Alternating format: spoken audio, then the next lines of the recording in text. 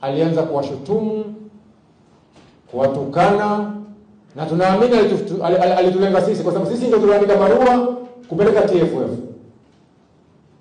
Kwa shutuma zile ama kejeli zile ama dharau zile ziliwalenga wanachama, wapenzi na mashabiki wa Yanga.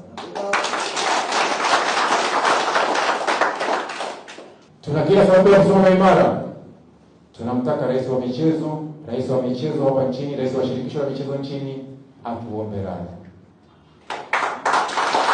Atuombe radhi ili wanaanza kumtoa wao. Atuombe radhi ili turudi kutengeneza michezo nchini. Atuombe radhi ili tuende tukasimame tukiwa Tanzania wamoja, tukienda kwenye chani mwezi wa 8 tukitegemea kwamba mechi inacho Tanzania, mashindano inacho Tanzania, Watanzania wote tuna kila sababu ya kushikamana, kuungana, kuhakikisha kwamba tunafanya vizuri kwa mashindano ya chani. Lakini hatuwezi kushikamana wakati tayari ashatutoa sisi. Hatuwezi kushikamana wakati hatutaki. Kwa tunaomba waje mamlaka ya juu zaidi waliangalie hili kwamba nchi inakwenda kugawanyika kwa sababu ya matukio ya mtu mmoja. Ndugu zangu, wana Dar es Salaam tumechukizwa.